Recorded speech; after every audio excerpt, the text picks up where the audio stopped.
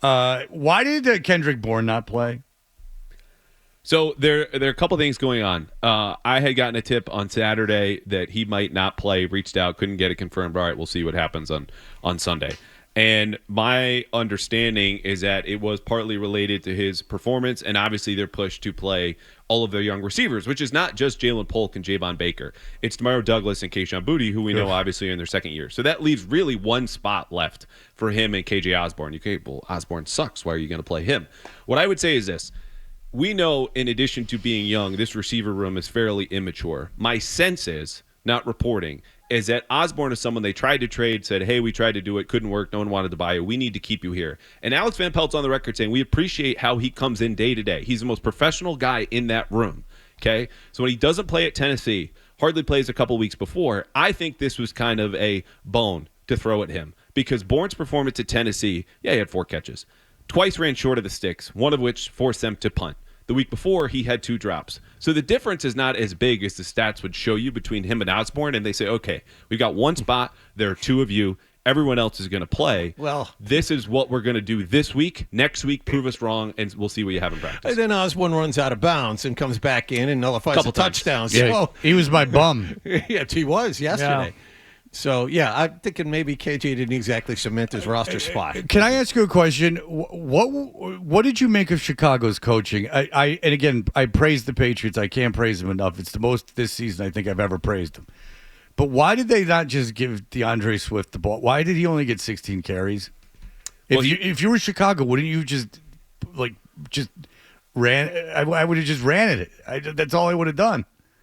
So we had a long of 9 yards, an average 3.7 yards a carry. Right. So there were some good runs in there. Yes. The ones that I saw early on where Chicago would motion their tight end over and snap it basically upon his arrival, which creates an extra gap that the defense has to account for. And the way you often do that is you shift or you motion over by yourselves.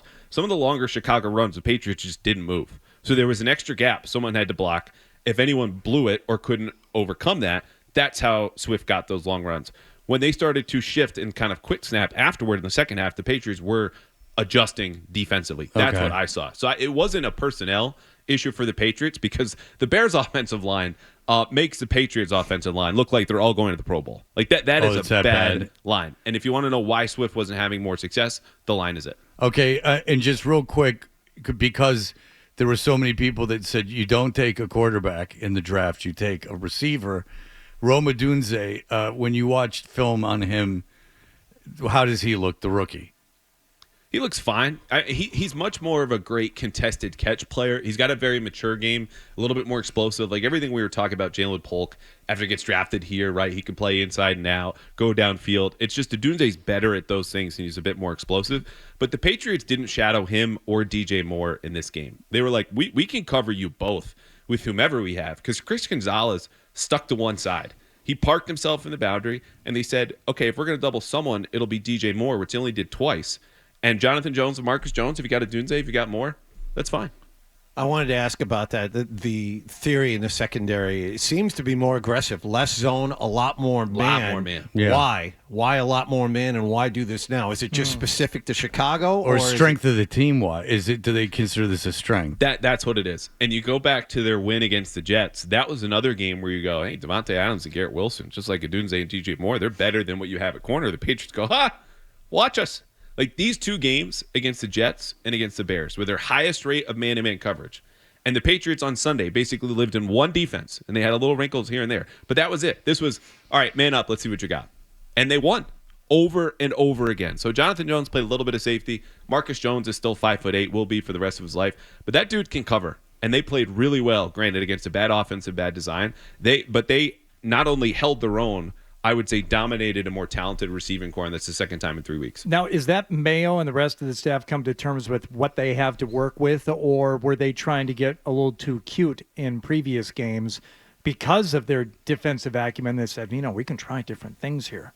No, I think they always want to be a man defense, but you're also finding out, just like Drake May, we talked about last segment, what you can get away with, right? What are we good at? Everyone is finding out who they are, your strengths and weaknesses for the most part, unless you're a contender, through like week 6 or 7. So then you'll notice week 8 against the Jets. That's when they go, okay, this is who we are. This is how we have to play, and got back to that defensively where Rodgers, too, also was always going to pick on matchups. So they're like, we'll just line up, know where he wants to go. And how did they know where he wanted to go? He's standing back there, genius, playing 3D chess. 40. I'm sorry. They I don't care Well, for he him. sees into other dimensions. And then You he know, that's- shakes his head after plays, which I love. Yeah. Like, oh, that was someone else's fault. And meanwhile, Mike Williams goes to Pittsburgh, scores a touchdown, and writes a nice red line. I was going to say, do you think Mike Williams found the red line in Pittsburgh? Well, he put it hashtag red line. He did? In a picture on Oh, yeah, Instagram. you didn't see that? Oh, Oh, it's yeah. so good. Oh, yeah. Yeah. That was I'm sorry. Anytime you bring up Aaron Rodgers for the rest of my life, is anyone else starting to think that you might like the mortality is coming into the teams that you root for? I'm honestly thinking like I got to wait another year and I'll be 50 the next time the Jets play a meaningful football game. You obsess on this more than anyone around our age, anyone else that I know. It's a little early to be thinking that way. That's how dire it is, though. You think about your own mortality and dying as a result of watching the Jets. If they weren't going to win this year, Ask him about his son. Ask him about watching games with his son. so my son has become a big Jet fan. I didn't really. I asked you, I think a couple weeks ago, if you, My son has become a big Jet fan, and he's only in the house for 2 more seasons. so he really wants to beat it into him before he leaves. He wants to watch football games with his son and have those football games be wins by the team that they both root for. find a I'm new team. silly in that way. It's not too late. It's You know what too late. this should be is like when you watch the Jets and when you have the commercials in between where it lists side effects for 80% of the commercials. Oh, yes. Those same side effects should be watching this team will make you consider your own mortality.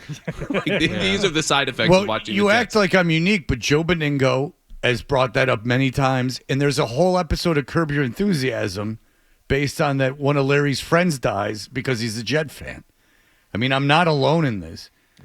You're spoiled with your Lions fandom. Yeah.